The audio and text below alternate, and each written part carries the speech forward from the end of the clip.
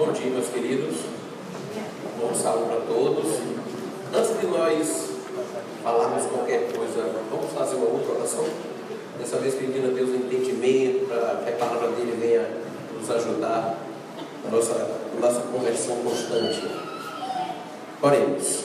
Senhor Jesus, te louvamos e te agradecemos, Senhor, por todas as bênçãos que o Senhor constantemente derrama sobre nossas vidas. Te pedimos, Senhor, por intermédio do Santo Espírito, que venha abrir os nossos entendimentos, que venha abrir o nosso coração, e que possamos, Senhor, compreendendo a Tua palavra, pô-la em prática, levá-la àqueles que não ouviram ou àqueles que são indiferentes a essa palavra. Principalmente, Senhor, que essa palavra nesse momento venha nos converter, venha transformar nossa mente, nosso coração. Em nome de Jesus, amém. Eu tive uma missão, na verdade foi uma missão mesmo, porque quando meu irmão me chamou para vir aqui compartilhar com vocês, ele disse: olha, eu quero que você fale sobre tal questão, e não é uma questão fácil. Veja, eu gostaria, para contextualizar isso, que nós abríssemos em Romanos capítulo 12. É um texto extremamente conhecido. Nós vamos ler o versículo 1 e o versículo 2. Na minha Bíblia, o título que dá para essa parte chama A Nova Vida. Versículo 1 do capítulo 12 de Romanos diz: rogo-vos, pois, irmãos, pelas misericórdias de Deus, que apresenteis o vosso corpo por sacrifício vivo, santo e agradável a Deus, que é o vosso culto racional. E não vos conformeis com este século, mas transformai-vos pela renovação da vossa mente, para que experimenteis qual seja a boa, agradável e perfeita vontade de Deus. Creio que todos nós aqui já lemos, já ouvimos, já refletimos sobre esse versículo. Algumas palavras me chamaram a atenção. Como o meu pastor disse, eu sou professor no SALT, sou professor na Unijorge também, minha área de atuação é em filosofia. E como filósofo, a gente gosta de olhar bem as palavras. Minha esposa é professora de matemática, então ela que é a razão lá em casa, olha os números, mas quem é de filosofia, quem é de história, olha as palavras, fica com atenção às palavras. E duas palavras me chamaram a atenção nesse versículo, e vai servir para a gente começar a pensar no tema. O SALT. Há um projeto de um mestrado em teologia. Por enquanto, esse mestrado a gente chama de intracampus. É um mestrado que vale para a igreja, mas está em processo de credenciamento junto ao Ministério da Educação. Muito bem. Me chamaram um dia para trabalhar sobre missão urbana, para pensar como é que é essa mentalidade nossa hoje, como é que é o nosso tempo. E nós fomos desenvolvendo já há 2 anos, junto a pastores e a teologandos, e em vários locais também, uma reflexão sobre esse nosso mundo. Veja só, o versículo 2 diz assim: e não vos conformeis com este século. Em algumas tradições diz assim: e não vos conformeis com o mundo, com o tempo. É interessante que a história vai mudando. Todos nós sentimos isso. A cultura vai mudando. Os valores vão mudando. Os valores que eram os valores dos meus avós já não eram dos meus pais. Houve um conflito entre aquelas gerações. E os valores do meu pai já não são mais valores tão tangíveis. Há muito tempo, há bem pouco tempo atrás, as pessoas tinham muitas certezas. Hoje nós não temos tantas certezas assim. O nosso tempo hoje é muito fluido. Recentemente faleceu um importante sociólogo, filósofo, polonês com um nome estranho chamado Zygmunt Bauman. E ele trouxe um conceito interessante. Todos os alunos de faculdade ouvem sobre isso. Diz que o nosso tempo é a modernidade líquida. E uma frase que ele disse que teve muita força foi que nada hoje é feito para durar. Nós sabemos isso na experiência em vários níveis. Os nossos pratos hoje não duram tanto quanto os de antigamente. Os nossos utensílios, a geladeira, não dura tanto quanto o carro. Em pouco tempo a gente quer. Mas aquilo que nós experimentamos facilmente no mundo das coisas mais concretas, nós vemos também com relação aos valores. E como eu estava falando das palavras, vejam bem, a concepção que o meu pai tinha de amizade não é a mesma que eu tenho. Alguém aqui tem Facebook, é provável que tenha 3.000 amigos. Meu pai jamais imaginaria ter 3.000 amigos. Meu avô jamais imaginaria isso. Por que esse versículo? Porque nós facilmente podemos nos transformar conforme a mentalidade deste século e desse mundo. Veja, quando a gente fala da palavra transformação, pegar forma, e alterar, a gente pensa assim: se eu pegar um jarro vazio e colocar água, a água vai pegar na forma daquele jarro e tudo mais. Ou então essa almofada tem determinada forma. Mas quando fala de nos formarmos, não diz só como nós vamos ser agora, não. Dá um sentido para como nós vamos agir. Aquilo molda a nossa forma, molda o nosso modo de pensar, e nós vamos agindo conforme aquela forma. Então a questão do nosso tempo é: qual a forma que tem o meu pensamento? É o pensamento desse século? Ou é o pensamento segundo a palavra de Deus? Veja, tem um conflito aqui. Porque a palavra de Deus, ela permanece século após, e as coisas hoje não são feitas para durar. Elas são frágeis. Há várias palavras para tentar contextualizar, ou denominar, ou definir aquilo que nós vivemos hoje. Alguns pensadores que chamam de pós-modernidade. Já ouviram essa expressão? Pós-modernidade. A palavra pós aqui tem um dado interessante. Geralmente, em termos de cultura, de sociologia, quando a gente usa pós, significa que aquilo que estava antes entrou em crise. A modernidade na história humana foi marcada pela razão, a ciência, o desenvolvimento das ciências, das áreas de pesquisa, o conhecimento humano, a moral, tudo estava baseado na razão. O que acontece, os pensadores que acham que nós vivemos na pós-modernidade, é que todos esses modelos caíram. Por exemplo, houve entre o século XV e o século XIX um grande desenvolvimento na interpretação da palavra de Deus. Com a pós-modernidade, há uma frase super interessante dos pensadores pós-modernos sobre a Bíblia hoje. Sabe como é que é a frase? É assim: todo ponto de vista é a vista de um ponto. Caímos no relativismo. Ou seja, você olha para a Bíblia e diz: eu estou vendo isso. Ele olha para a Bíblia e diz: eu estou vendo aquilo. Bom, tudo bem. Todo ponto de vista é a vista de um ponto. Em vez da Bíblia me dizer o seu conteúdo, sou eu que estou dando agora um conteúdo para ela.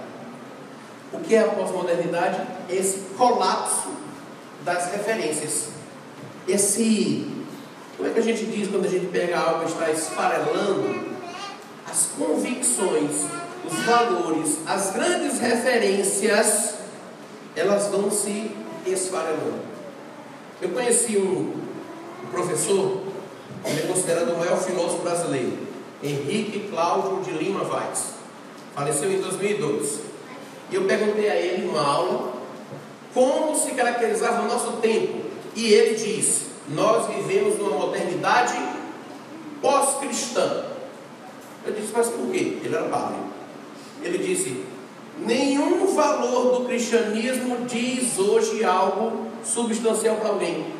As pessoas não decidem mais a sua vida em função do cristianismo. Você está entendendo? Voltemos à palavra que diz: e não vos conformeis com este século. O que eu quero fazer? Quero fazer com que a gente pense: que século é esse? Que tempo é esse que nós estamos vivendo? Que Paulo já tinha dito: não podemos nos adequar, nos conformar, nos transformar em virtude dessa mentalidade. E aí, o Padre Vaz disse: as pessoas não decidem mais em função de valores cristãos. Os valores cristãos passaram. Por exemplo, vou fazer um monte de perguntas para vocês pensarem. Esse sermão, me perdoe, vai sair meio do protocolo. Converse com alguém. Diga que você está fazendo regime, dieta. E as pessoas vão dizer: que bom, que coisa boa, cuidar da saúde, a aparência, isso é importante. As pessoas vão te elogiar. Mas diga que você está fazendo jejum. As pessoas vão dizer: que é isso? Você é besta? Qual é a diferença entre uma dieta e o jejum? É o foco. É que a dieta, o foco está em você. E todo mundo vai dizer: é isso aqui. Mas o jejum, o foco está onde? E as pessoas, a nossa cultura não suporta tratar de espiritualidade. Nada que transcenda. Se você disser: vou a um clube fazer uma natação, todo mundo vai dizer: beleza, sal de manhã, natação, ótimo. Quem vai dizer alguma coisa? Mas se você disser: vou à igreja, o que é que vai acontecer? Observe: termos que impliquem compromisso estão caindo fora de moda. Na pós-modernidade, vamos fazer umas características rápidas. Primeira característica da pós-modernidade: tudo tem que ser muito rápido, velocidade. Já notou como hoje, se nós formos ao shopping almoçar, nós comemos mais rápido do que antes nós comíamos em casa, quando nossa mãe preparava? Pela velocidade, as coisas, tudo é muito rápido. Quem usou o computador discado, internet discada, lembra a internet, a velocidade como é? E hoje, 1 minuto só, nós já ficamos impacientes. Hoje nós queremos, gente, essas questões da cultura, que são tão simples, vão nos formando, porque nós vamos agindo em função desses detalhes. Aí você vai dizendo: mas isso é um detalhe? É, mas veja quantas pessoas, e até nós mesmos, nos pegamos mudando por causa desses detalhes. Eu sou adventista há 13 anos. E quando eu entrei na igreja, a primeira coisa que me disseram: ó, televisão no sábado? Não. Tá ok. Nos dias atuais, é comum você estar na igreja vendo vídeos no Facebook. Você entendeu como a coisa foi transformando lentamente, gradualmente, e a gente nem sentiu essa transformação da nossa cultura, do nosso ambiente? Uma característica: velocidade. Se o culto demora, alguém questiona lá: para que 4 anos de teologia? Se questiona. Era bom que questionasse. Peraí, mas o pastor não vai viver a vida toda? 4 anos não vai dar para tirar muita coisa para a vida toda. Podia se dizer: é muito pouco. 4 anos numa faculdade? Mas meus alunos lá dizem: 4 anos? Precisa disso tudo? É verdade. Há pessoas que fazem cursos de 1 semana, estão prontos e acabados. Velocidade, primeira coisa. Segunda característica: prazer. Já notaram como tendemos a escolher as coisas por aquilo que nos dá prazer? Em uma igreja, uma vez me chamaram em uma igreja para dar um curso para os pastores, para falar sobre ética. Eram pastores de várias denominações. Eu fui falar. E quando eu estava dando o curso sobre ética, um pastor disse assim: reclamaram com a pregação do pastor fulano de tal. E isso não é uma conversa de intervalo. Ah, foi. Por quê? Porque as pessoas não estavam se arrepiando quando ele pregava. O critério da pregação boa é se alguém se se arrepiar, se der prazer, a emoção do momento, entende? Por exemplo, fazer aquilo que dá prazer, você vai ter uma grande participação, mas se é algo que exige esforço, compromisso, isso, a tendência é as pessoas dizerem que não querem fazer. Por quê? Observe, para cantar não dá prazer, mas o esforço de ensaiar, de estar marcando horário, de estar se encontrando, não dá tanto prazer. Então as pessoas fazem o quê? As pessoas querem cantar, mas não querem o esforço do trabalho. E nós, pouco a pouco, vamos fazendo o quê? Vamos trabalhando na igreja naquilo que nos dá prazer. Mas aquilo que não dá tanto prazer, e aí dizemos, não, mas olha, a nossa cultura traz esse elemento do prazer, assim como o elemento da velocidade, assim como o elemento de dizermos não aos compromissos. Observe como os relacionamentos, tem pessoas aqui de várias idades, observe a história dos relacionamentos. Alguém para namorar com alguém há 50, 60 anos atrás é um processo, não é isso? Tem coisa mais pós-moderna do que ficar. Observe, dá prazer, é rápido e não tem compromisso. Então o que acontece? As pessoas não querem se comprometer. No casamento, fica enquanto tem o quê? Prazer. Mas tem momentos que não tem prazer. Tem momentos que as dificuldades batem. E agora? Então os casamentos se esfacelam. Todos os valores cristãos aqui vão se esfacelando nessa cultura pós-moderna, em que nada é feito para durar. Nós tendemos, por exemplo, estar aqui nos dá prazer. Alguns trimestres atrás tivemos uma lição maravilhosa, falar sobre comunidade. Cheguei na aula, o Saúde, não ia dar aula sobre a lição, ia dar aula de sociologia, mas comecei a aula perguntando: quantos de vocês têm amigos não adventistas? Os alunos teologando, um ou outro. Eu disse, sabe por quê? Porque ficar entre adventistas nos dá prazer. Mas nós somos chamados a estar principalmente entre, porque é para eles que nós vamos falar. Hoje nós vamos nos reunir à tarde em algum local com adventistas. Sabe, nós temos tecnologia, todos nós aqui temos celular. A gente uma vez ou outra podia pegar o WhatsApp e dizer para alguém que não é adventista, que é nosso conhecido: estou orando por você. Mas isso vai nos comprometer. E como nossa cultura diz não ao compromisso, nós, você entende como são coisas simples que vão formando a nossa mentalidade e consequentemente a nossa forma de agir. Observe quantas vezes nós somos vencidos. Não vou fazer isso. Observe que nós vamos sendo transformados por pequenos detalhes. Todos nós aqui vivemos numa cidade muito grande. Salvador é imensa. Eu sou de uma cidade muito pequena. Se alguém aqui já viveu no interior, sabe como é a vida no interior.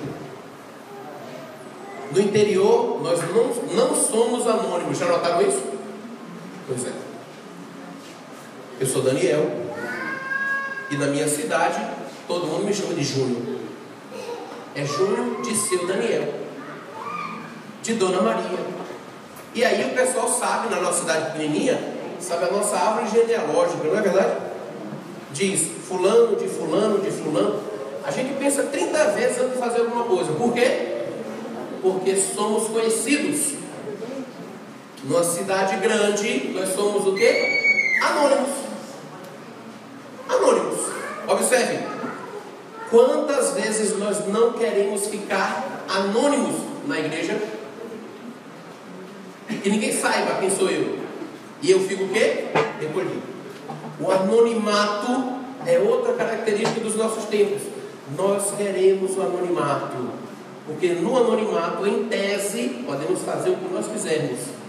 Ficamos sentadinhos, anônimos. anonimato. Então, nas igrejas, nós estamos anônimos, trazendo aquela fala belíssima da lição. Nós estamos pegando nossos dons e escondendo, anônimos. Então aqui nós temos 300 pessoas na igreja, 200 pessoas, e o pastor às vezes precisa de 10. O ancião precisa de 10 pessoas para fazer todo o trabalho da igreja. Tem 500. Entendeu? A força do anonimato. O anonimato no meio da gente cria indiferença. Vez por outra, os alunos de teologia dizem assim: professor, como é que a gente argumenta contra os ateus? Eu disse: querido, não são os ateus que dão problema para a gente, não. Estou surpreso. Sabe quem dá problema para a gente hoje? Vocês conhecem ateus? Alguém conhece aqui? Faça as contas que é possível que você nem encha as suas duas mãos. Agora, quantas pessoas indiferentes, cristãos indiferentes você conhece? O número, ó. Então eu não estou preocupado hoje com o ateísmo. Sabe? Não estou preocupado. Mas perto de mim, eu estou preocupado com a indiferença do anonimato. A indiferença do anonimato. Há um fenômeno que nós hoje fazemos, que é o êxodo. Mas não é sair seguindo Deus, não. O êxodo é: eu vou nessa igreja hoje, amanhã eu vou na outra, amanhã eu vou na outra. É o êxodo do anonimato. E aí eu vou circulando. Isso é sem referência, gente. Estamos perdendo o quê? Referência. Isso quer dizer que quando nós falamos de pós-modernidade, gostaríamos de dizer assim: os outros, olha como é pós-moderno, não é isso? Mas nós já estamos encharcados dessas características. E aí volto, o versículo diz: e não vos conformeis com este século, com este mundo.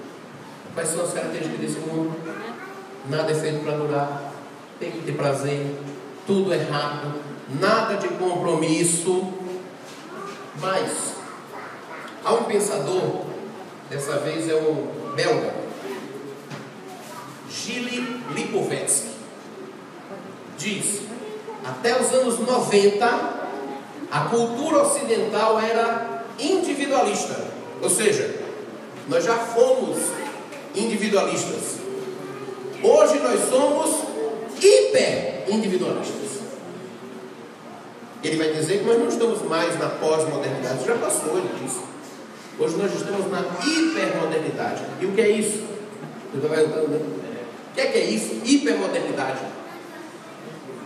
É que nós, além de sermos extremamente individualistas, as nossas relações hoje não se dão mais cara a cara, se dão virtualmente. Notaram como nós conversamos muito no WhatsApp e temos dificuldade de estabelecer uma conversa cara a cara? Notaram como a força do nosso umbigo, que puxa para mim, ela domina a nossa vida? Observe, faça um teste simples. Saia hoje, segunda-feira, terça-feira, e converse dizendo assim: eu estou tão cansado. Alguém vai dizer: eu estou mais. Ele não te escutou. Ele está trazendo a conversa para quem? Porque é o eu, não tem diálogo mais. É o eu chamando o outro eu. Você sai, eu digo para meus alunos: saiam daqui e digam assim: eu estou com uma dor de cabeça. Aí o outro, em vez de dizer assim: você quer alguma coisa? Não. Nem você diz não. Pense bem. Quando alguém diz: estou tão cansado, aí a resposta primeira é: estou mais ainda. Você nem imagina. Aí começa uma competição para ver quem vai chamar mais atenção para quem? Para eles. Verdade. Então veja, a mentalidade que nós chamamos pós-moderna, ela não é individualista. Ela é hiper individualista. Ela, além de ser extremamente individualista, as relações que estabelece são relações virtuais. Nós discutimos na internet. Todo mundo preocupado com a situação do país. As discussões no Facebook, meu Deus. As amizades, 5.000 amizades, né? 5.000 amigos. Como é possível sermos tão populares assim e ao mesmo tempo não conseguimos estabelecer uma conversa de 15 minutos, tete a tete, coração para coração, uma comunicação sincera, profunda? Estamos acostumados a dizer oi, tudo bom? Tudo bom. Primeiro nível da conversa. Segundo nível da conversa, falar de ideias.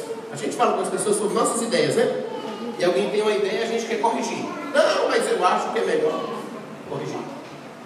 Terceiro nível, nós nos reunimos com alguém para falar de outra pessoa. Terceiro nível da comunicação. Quarto nível da comunicação. Isso aqui quase ninguém faz. Falar dos seus sentimentos. Só os amigos entram no quarto nível. Faça um teste se você tem 5.000 amigos. Veja como nesse mundo de hoje as palavras vão se transformando. Aí eu queria perguntar a vocês, dos valores que nós aprendemos, teria um que nós achamos assim fundamental? Agora eu preciso que alguém me diga um valor que seja fundamental para a nossa vida. A verdade, a honestidade, justiça, o quê? Respeito. Pronto. Perdão, viu? Estou saindo do protocolo.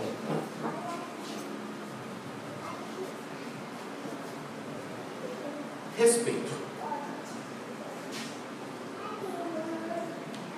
Vamos imaginar que aqui está o valor respeito. E nós vamos pedir para algumas pessoas passarem isso aqui de mão em mão. Cada pessoa vai simbolizar uma geração. Eu preciso de 4.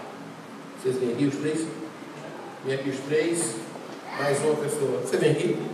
Aqui, ó. Aqui. Vocês vão pegar, segurar bem e passar para a geração seguinte. Fica lá. Fica lá. Só uma ilustração. Primeiro, dá um apertão e passa em diante. Vai lá. Mão. Aperta, passa adiante. Pronto, passa adiante. Antropólogos dizem que uma geração significa em torno de 20, 25 anos. Numa sociedade em que o respeito é algo concreto, uma geração passa para outra geração. Não está meio machucadinho? Mas não está aqui? Nós olhamos e sabemos que isso aqui é o quê? Respeito. Até bem pouco tempo atrás, as gerações conseguiam passar seus valores. Uma geração a outra. Amassava, que a gente usa. Então o que acontece? Mas a gente sabe o que é respeito. Agora, o que acontece se os valores não forem mais sólidos? Como é que fica? Vocês vão me perdoar, viu? Abre o seu mão um pouquinho assim na frente. Saímos do protocolo. O senhor vai perdoar. Tá certo. Respeito líquido. Numa geração líquida, o que é que vai acontecer com respeito? Coloca aqui, você vai passar de uma geração a outra. Débora vai conseguir um paninho, vocês vão enxugar a mão depois. Viu? Olha o respeito indo embora. Passa para outra geração. Coloca aqui, respeito. Vocês entenderam? Qual é a noção de respeito? Obrigado, gente. Vai lá que Deus consegue um paninho para vocês. Qual é a noção de respeito que aquela geração que não teve isso sólido vai ter? Nenhum. Você está entendendo o que significa liquidez dos valores?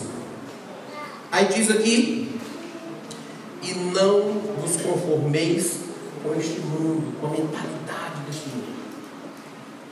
Porque essa mentalidade transforma a gente. Essa mentalidade hiperindividualista, ela é extremamente relativista. Os meus amigos pastores diziam assim: eu não sou pastor, mas converso com muitos pastores. Daniel, eu dei aula agora recentemente para 47 pastores na pós-graduação.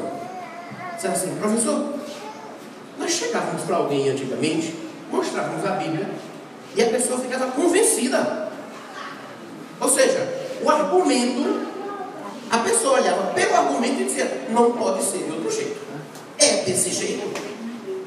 Mas hoje, no relativismo, a pessoa olha e diz: tudo bem, vou ver outra. Existe um mercado da fé. As pessoas não procuram mais o sentido. Guarda essa palavra. As pessoas procuram emoções. Ali chora, eu vou lá chorar. Ali pula, eu vou lá pular. Ali fica rico, eu vou lá ficar rico. Mas veja, o centro de tudo isso sou eu. Então tudo gira em torno de mim. Um aluno uma vez me perguntou, no curso de Direito: aprendemos no primeiro semestre que a verdade não existe. O senhor está falando em verdade, aula de hermenêutica jurídica. O senhor está falando em verdade? Aprendemos no primeiro semestre. A verdade não existe. Eu: ótimo. Essa frase é verdadeira? A verdade não existe. Essa frase é verdadeira? Aí ele: ora, se a frase "a verdade não existe" for verdadeira, pelo menos essa frase, portanto, a frase "a verdade não existe", o outro veio: tudo é relativo. Essa também é. O professor de filosofia tem que dar nó na cabeça das pessoas mesmo. Não é possível. Não é possível dizer uma coisa dessa. Mas nós ouvimos a cada dia: tudo é relativo, a verdade não existe. Isso vai entrando e vai nos formando. E nós vamos nos habituando a... Não é assim? A indiferença não faz assim? Tanto faz. Tanto faz.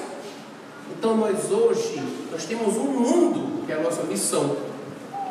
E esse mundo está mais difícil porque as pessoas não pensam que não conhecem, mas são indiferentes a essa mensagem. E é muito mais difícil. Sabe, quando você discute com alguém que não gosta, que odeia a religião, é relativamente mais fácil. Sabe por quê? Porque aqueles que odeiam religião vivem estudando sobre religião, notaram isso? O ódio tem uma certa fidelidade, né? Quando você odeia alguma coisa, você fica de olho naquilo, né?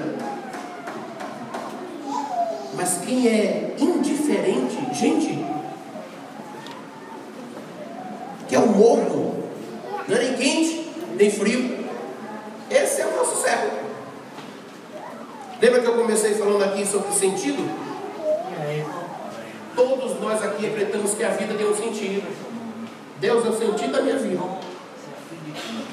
Uma aluna questionou no final de uma aula um dia, disse assim, falando sobre Deus no final do semestre, disse: gente, enfim, Deus, não vai dar certo, vocês vão se formar. Aí a aluna disse assim: professor, você me desculpe, mas não sabia que o senhor acreditava em Deus. Imaginava que era pouco provável uma pessoa como o senhor acreditar em Deus. Por que o senhor crê em Deus? Atira, assim, a queima-roupa. E eu disse a ela: eu não posso não crer. As experiências que eu tive, os milagres que eu vivi, que eu vi, que eu experimentei, seria demais dizer Deus não existe. Se você olhar para a sua vida e imaginar que você chegou até onde você chegou, sozinho, vamos ser francos. Uma mão amorosa, providencial, esteve sempre nos acompanhando. Uma mão amorosa, providencial, esteve sempre cuidando de nós. É verdade que muita coisa nós não entendemos, é verdade. Falamos disso na lição. Quando vemos o sofrimento, nós não entendemos. Mas essa mão amorosa que cuida de nós, será que esquece aquelas pessoas? Eu creio que não. Então essa mão amorosa, que é o sentido para mim, na minha vida, creio eu, também cuida de cada um. Cuida de cada um. Nós sabemos, na nossa história, eu peço para vocês, já que eu perdi todos os protocolos do sermão, que olhem as linhas das suas mãos. Cada mão é única. Ninguém aqui tem um sinal igual ao outro. É como a nossa história. Nós convivemos com as pessoas que amamos, construímos uma história juntos, não é verdade? Mas observe, a sua história é única.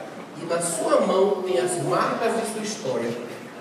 E Deus sempre esteve presente. Antes mesmo de você ter noção, consciência de ser você, Deus já estava lá. E essas marcas aí, veja que confronto, gente. Porque a Bíblia me diz isso. E veja que confronto. Para mim, há um sentido na vida. Para a pós-modernidade, não há sentido algum. Aliás, disse que não faz sentido questionar pelo sentido. Eu não trouxe um livro, mas eu copiei 3 frases de um pensador, grande estudioso, físico, em que ele fala do não sentido da vida. Olha que situação terrível. Ele diz assim, Alexander Van Humboldt. Ele diz assim: fecharei meus olhos sem saber por que os abri. Olha que tristeza. Eu não fecharei meus olhos, eu sei.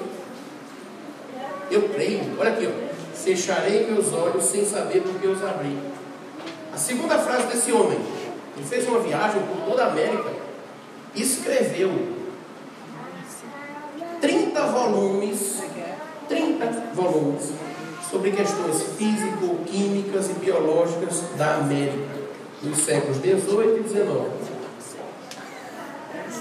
Passei a vida inteira tenso como um arco, mas nunca soube para onde apontar e lançar a flecha. Veja que vida sem sentido. E finalmente ele diz assim, ó: a vida é o maior absurdo. Olha só. A vida é o maior absurdo. Quem trabalhou e estudou durante 80 anos deve enfim confessar que trabalhou em vão e estudou para nada. Soubéramos ao menos porque estamos nesse mundo, mas tudo será sempre um enigma para o pensador. A maior felicidade seria ter nascido idiota. Olha que frase de ânimo. Você está entendendo? Isso aqui vai preenchendo de forma mais leve. Eu já sabia disso. E aqui vai preenchendo a nossa cultura. Os programas que nós vemos na TV, as conversas que nós temos, os vídeos que compartilhamos, as imagens, os memes, as discussões. Quantas vezes nossa atitude tem sido de conformação com esse mundo? Aí eu quero finalizar com outro modelo. Para quem pensa em uma forma para você se conformar, um outro modelo. Um projeto na Bíblia para nós. Um projeto. Foi citado aqui hoje a segunda vez. E não é coincidência. Vamos abrir em Atos, capítulo 2, versículo 42, 47.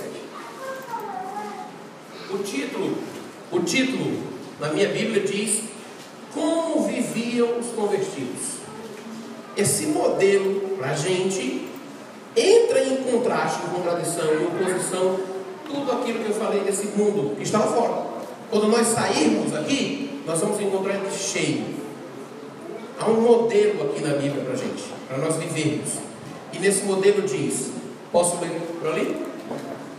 E perseveravam na doutrina dos apóstolos. Olha que modelo lindo. E na comunhão, e no partir do pão, e nas orações. E em toda a alma havia temor. E muitas maravilhas e sinais se faziam pelos apóstolos. E todos os que criam estavam juntos e tinham o quê? Tudo em comum. Individualismo pode crescer aqui, nesse solo, nesse chão? E vendiam suas propriedades e bens e repartiam com todos, segundo cada um havia de mister, de necessidade.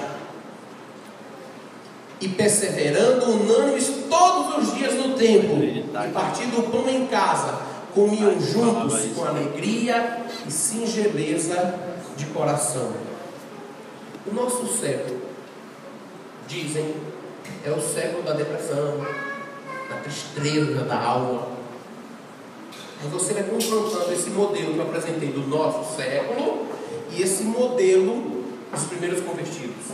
E para concluir, louvando a Deus e caindo na graça de todo o povo, e todos os dias acrescentava o Senhor à igreja aqueles que se haviam de salvar.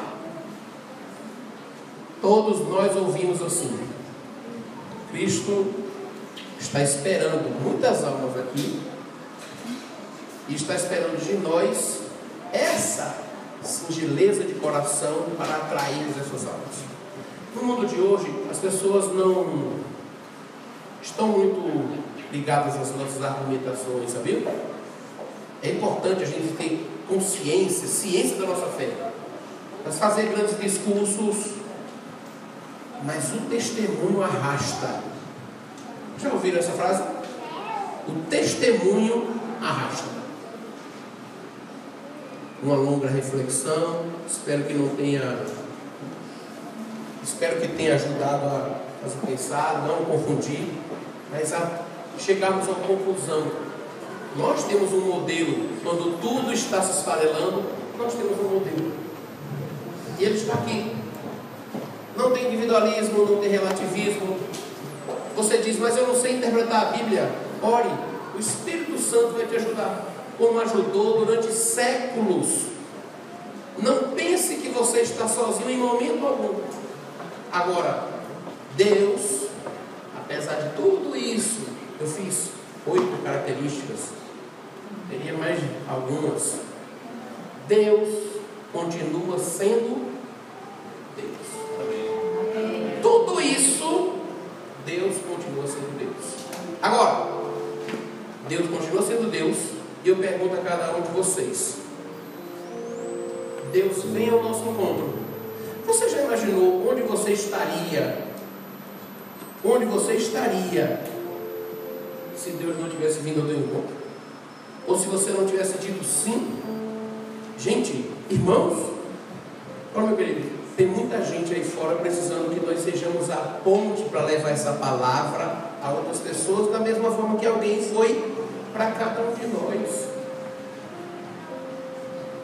Apesar de todo esse mundo se esfarelando, Deus continua sendo Deus. Nós vamos ouvir uma música.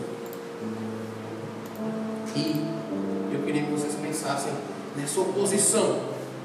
2 bandeiras, 2 exércitos. Em que exército você está se alistando? Sobre qual bandeira você está colocando o seu nome?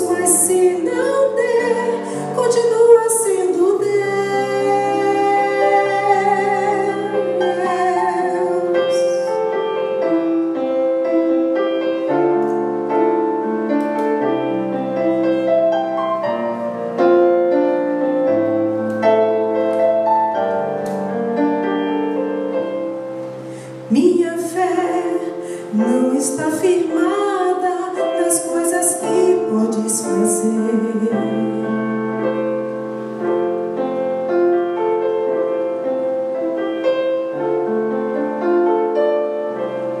Minha fé não está firmada nas coisas que podes fazer. Eu aprendi a te adorar pelo que és. Dele veio sim o amém, somente dele, mas ninguém. A Deus seja o louvor. Se Deus fizer, Ele é Deus. Se não fizer, Ele é Deus. Se a porta abrir, Ele é Deus. Mas se fechar, continua sendo Deus. Se a doença vier, Ele é Deus. Se a curado for, Ele é Deus. Se tudo der certo, Ele é Deus. Mas se não der, continua sendo Deus. Não o adoro pelo que Ele faz, eu o adoro pelo que Ele é.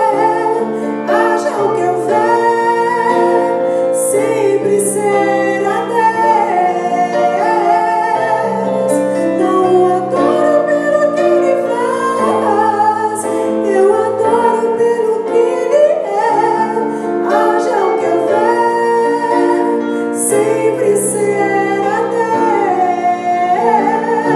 Se Deus fizer, Ele é Deus. Se não fizer, Ele é Deus. Se a porta abrir, Ele é Deus. Mas se não der, continua sendo Deus. Se a doença vier, Ele é Deus. Se o curado for, Ele é Deus. Se tudo der certo, Ele é Deus. Mas se não der, continua sendo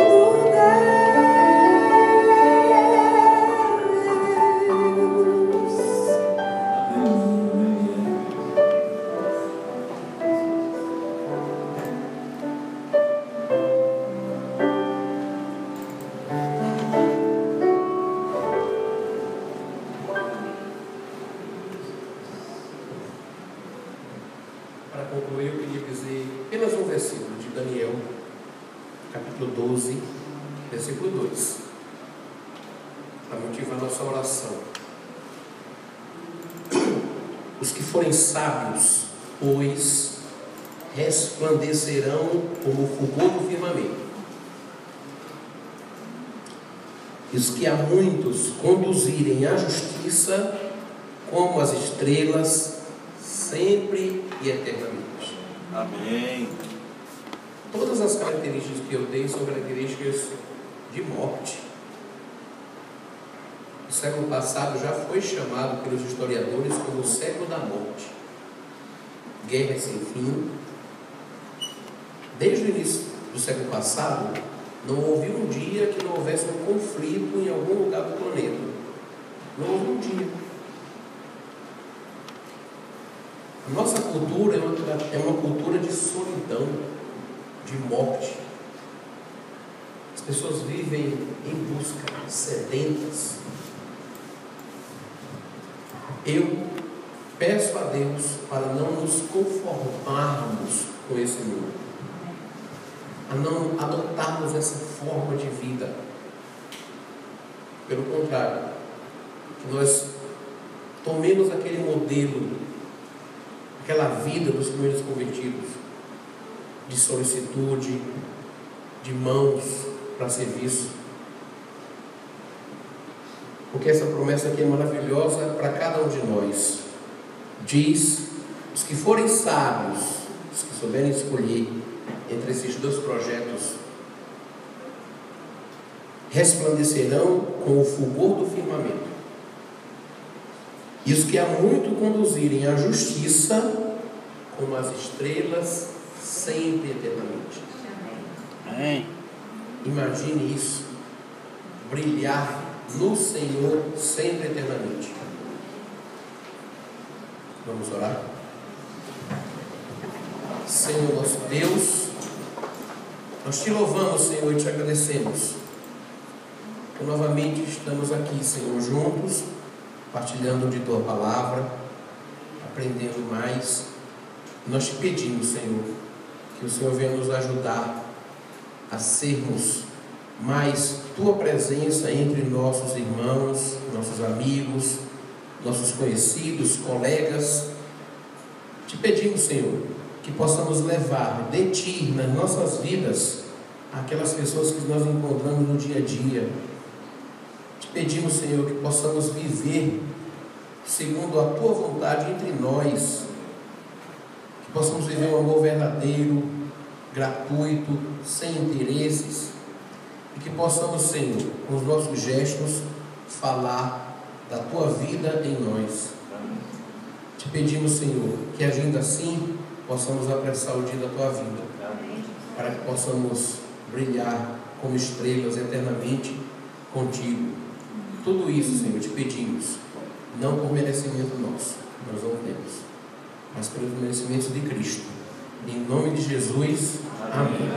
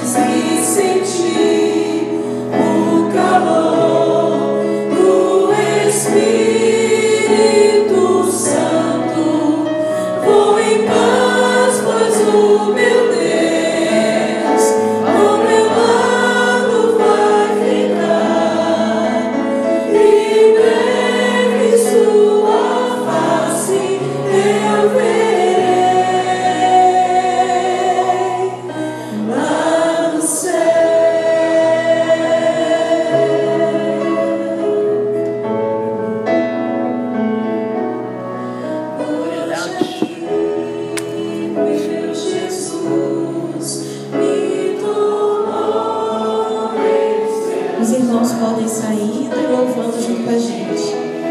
O calor do Espírito Santo, como em paz no meu Deus, ao meu lado vai ficar.